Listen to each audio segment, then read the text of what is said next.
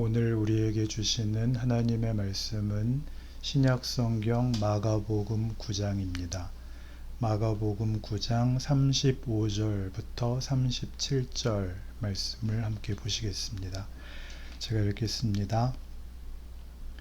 예수께서 앉으사 12 제자를 불러서 이르시되 누구든지 첫째가 되고자 하면 뭇사람의 끝이 되며 뭇사람을 섬기는 자가 되어야 하리라 하시고 어린아이 하나를 데려다가 그들 가운데 세우시고 안으시며 제자들에게 이르시되 누구든지 내 이름으로 이런 어린아이 하나를 영접하면 곧 나를 영접함이요 누구든지 나를 영접하면 나를 영접함이 아니요 나를 보내신 이를 영접함이니라. 아멘. 오늘 교회에 관해 생각하는 7번째 시간입니다. 지난 시간에 얘기한 것처럼 교회는 하나님 나라의 건설이라는 궁극적 목표를 위해 있는 곳입니다. 어떤 경우에도 교회의 존립 그 자체가 교회의 궁극적 목표가 아닙니다. 교회는 하나님 나라의 건설을 위하여 세워졌습니다. 교회 자체가 궁극적 목적인가 아니면 궁극적 목적인 하나님 나라를 실현하기 위한 수단이 교회인가? 이 질문에 어떻게 답하느냐에 따라 교회에 대한 이해가 달라집니다. 예를 들면 로마 천주교회는 교회를 하나님 나라와 동일시하는 쪽으로 치우쳐져 있습니다. 그래서 천주교에서는 교회의 권위보다 높은 것은 없으며 그 밖의 모든 것은 교회를 위해 희생될 수 있습니다. 교회 그 자체를 궁극적 목표로 생각하기 때문입니다. 반면 천주교와는 정반대로 교회라는 조직의 필요성을 아예 부인하는 분들도 계십니다. 그분들은 하나님 나라가 궁극적 목표라는 점에는 동의하지만 교회가 하나님 나라 건설을 위해 필수 불가결한 도구라는 점에 대해서는 부정합니다. 그분들의 눈에 교회는 그저 사람들이 모인 조직체에 불과하며 사람들의 부족함에서 비롯한 온갖 부작용이 가득한 곳으로 보입니다. 그래서 교회가 오히려 신앙생활에 방해가 된다고 생각하기도 합니다. 우리가 늘 경험하듯 물론 그런 점이 있습니다. 그러나 교회를 세우신 분은 하나님이십니다. 교회의 초석은 교인들의 진심이나 열심이 아니라 그리스도의 순종입니다. 부름받은 신자들로 세워진 교회 조직이 제대로 된 몇 사람의 신자보다 못할 때가 많습니다. 때로는 교역자 한 사람의 실수가 끼치는 폐해가 너무 커서 과연 교회가 존재하는 것이 유익일까 하는 회의가 들 때도 많습니다.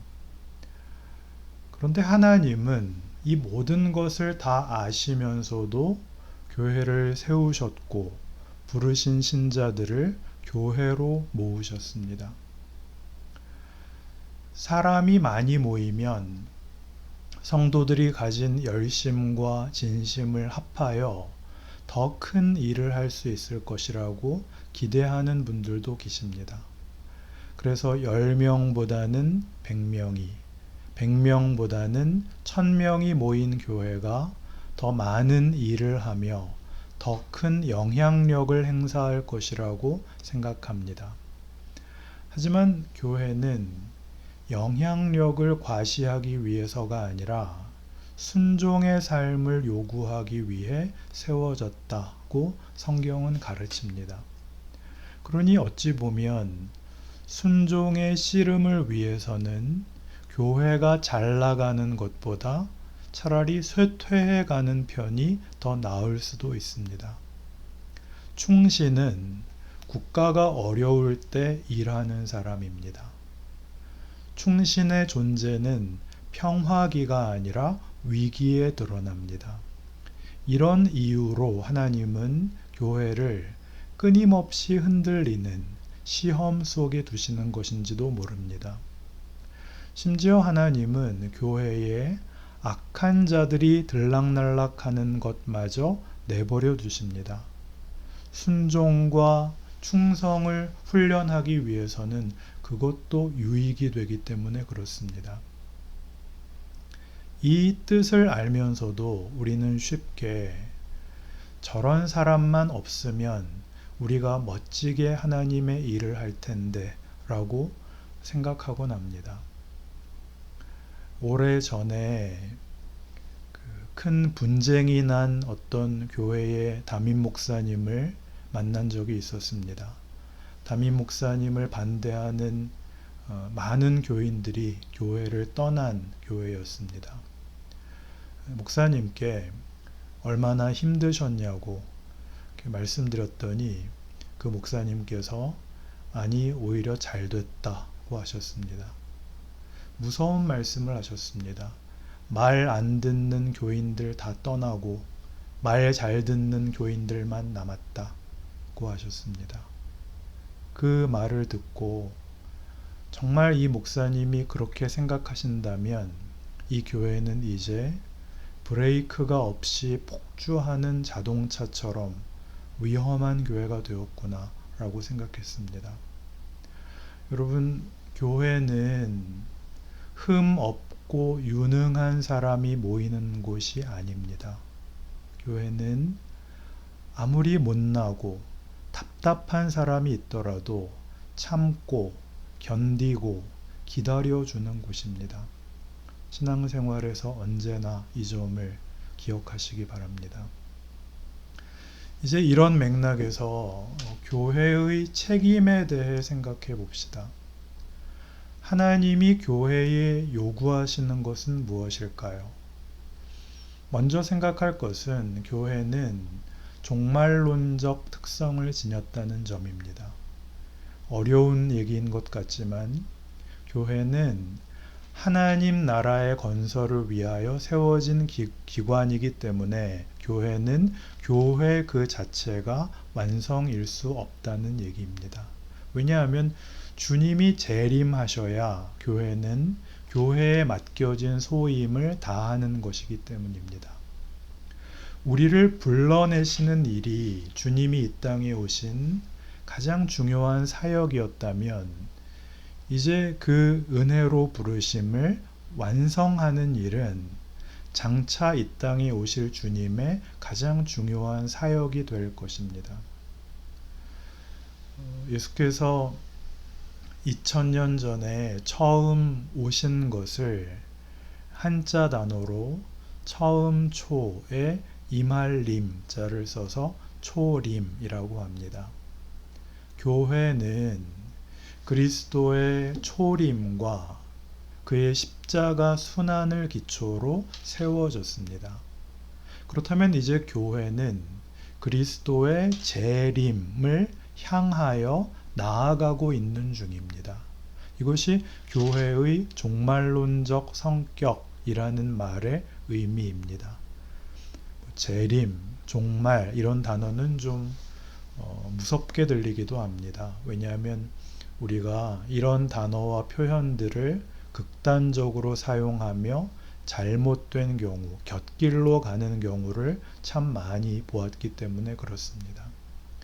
그러나 교회가 종말론적이며 재림을 향해 나아간다는 것은 우리가 말하자면 그리스도의 재림의 그 시기에 관심을 가지고 그날을 맞기까지 모여서 흰옷 입고 기도해야 한다 그런 얘기가 아닙니다. 교회가 그리스도의 재림을 향하여 나아간다는 이 말은 우리가 지금 어디쯤 와 있는지를 생각해야 된다는 말입니다. 우리는 지금 어디쯤 와 있을까요? 하나님께서 이끌어 가시는 신앙 여정의 중간쯤에 와 있습니다. 이미 시작은 했고 그 길은 아직 끝나지 않은 상태에 있습니다. 우리는 목적지를 향하여 계속 나아가고 있습니다. 많은 신앙인들이 얼마나 자주 우리는 다 와 있다라고 착각하는지 모릅니다. 아니요, 우리는 목표를 향하여 나아가는 일을 이제 겨우 시작한 사람들입니다. 교회의 최고의 임무는 엄격한 의미에서 구제도, 전도도 아닙니다. 교회의 본래 임무는 목적지를 향하여 나아가는 일입니다. 목적지를 향해 가는 길에서 예수를 모르는 사람이 있다면 우리의 방향, 우리의 목표로 함께 나아가자고 손을 내미는 일이 전도이고, 헐벗고 굶주린 자가 있다면 먹이는 일이 구제이고, 그 길로 못 가게 누군가 방해한다면 환난도 핍박도 견디어내며 가는 것입니다. 그런데 많은 교회가, 많은 신자가 이 목적지를 바라보며 걷기보다 자꾸 다른 것을 힐끔거리곤 합니다. 어디를 향해 가야 할까요? 하나님은 이스라엘 백성에게 그러셨듯이 오늘날 교회를 향해서도 내가 거룩하니 너희도 거룩하라 하고 요구하십니다. 우리는 거룩함을 향하여 가야 합니다. 하나님의 온전하심과 같이 온전하라고 하셨으니 그 온전하심을 향하여 끊임없이 참고 또 이를 악물고 견뎌내야 합니다. 우리가 목적지로 나아가는 일을 막는 모든 유혹과 시험에 맞서 싸워야 합니다. 교회가 놓인 자리는 시작과 완성 사이에 놓여 있다는 점을 기억해야 합니다.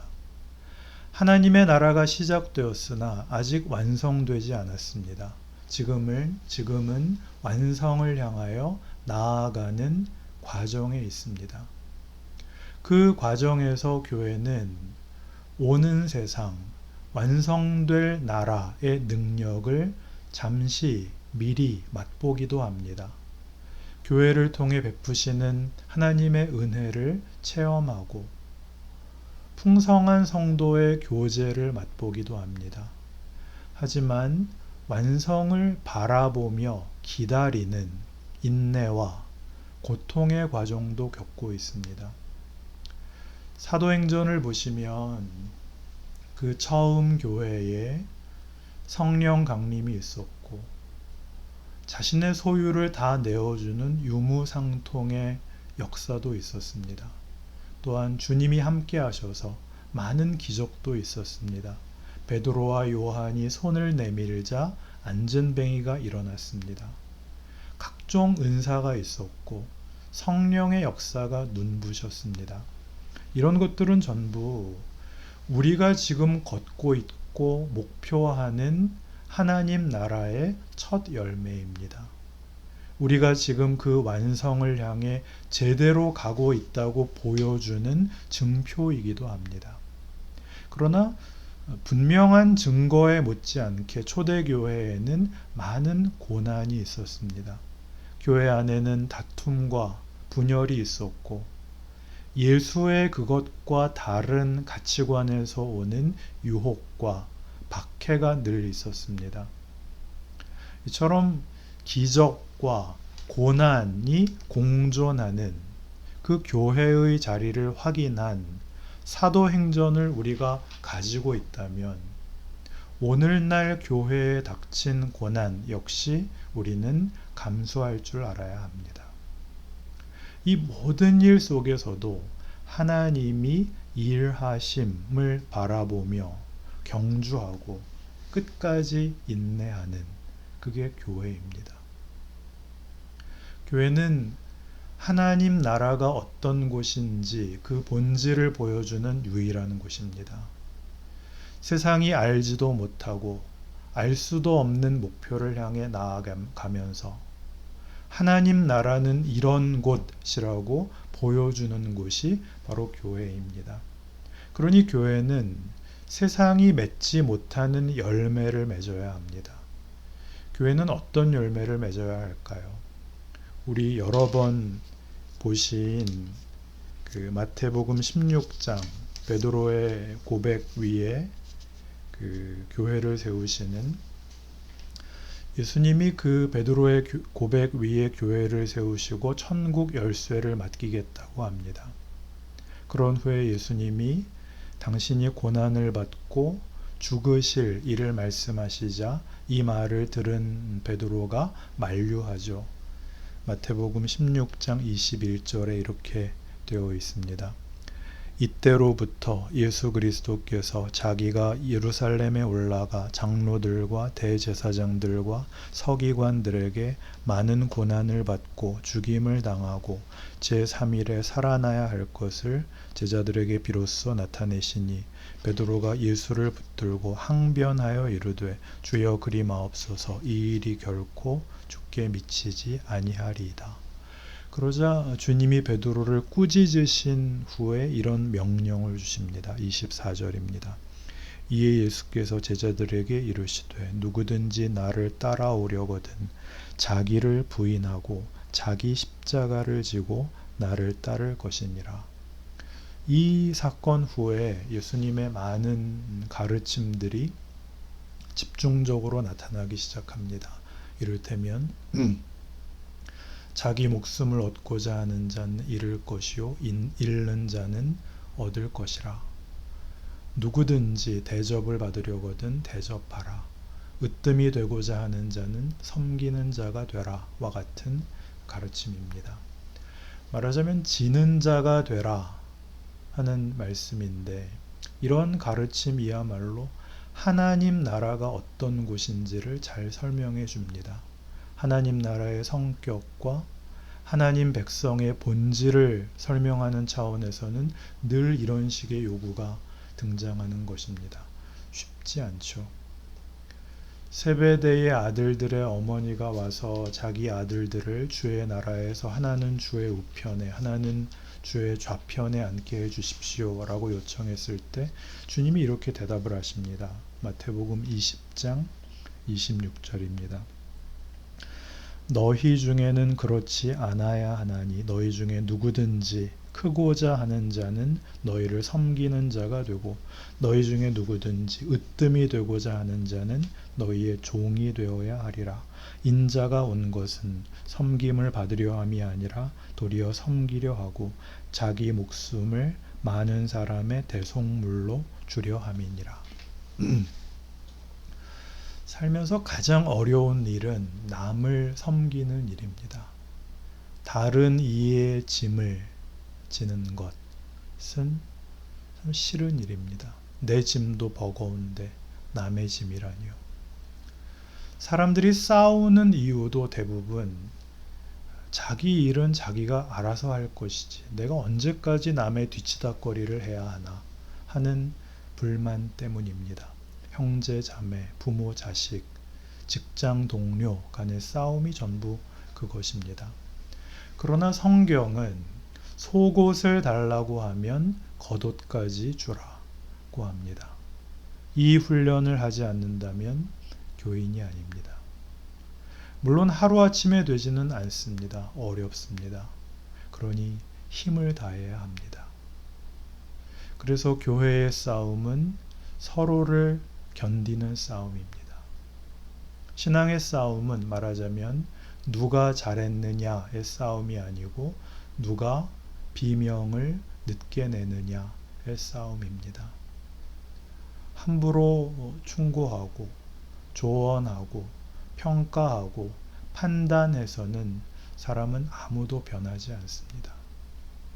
하나님이 그 사람의 마음에 역사하지 않는 한 사람은 변하지 않습니다.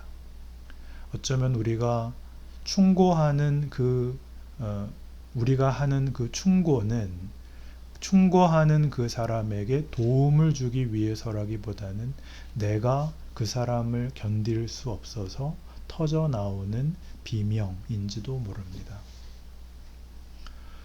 오늘 본문 말씀처럼 섬기는 자가 되어 어린아이 하나를 영접한다면 그것은 주님을 영접하는 것이고, 그렇게 주님을 영접한 자는 하나님을 영접한 것이라는 이 말씀을, 이 주님의 명령을 염두에 두고 교회에 관하여 교회 안의 모든 일을, 그리고 관계를, 그리고 여러분의 신앙의 삶을 생각하셔야 합니다.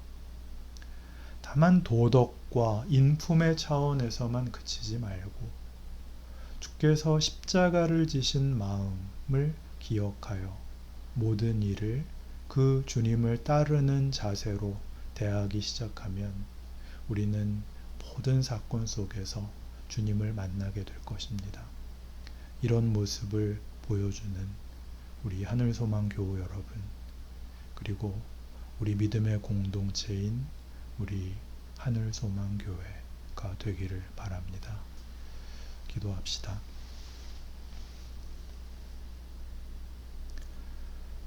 하나님 아버지, 예수가 누군지 세상이 몰랐던 것 같이 우리가 누군지 세상은 모릅니다. 우리도 가끔 우리 자신을 모릅니다. 하나님의 일하심을 우리는 다 이해하지 못합니다.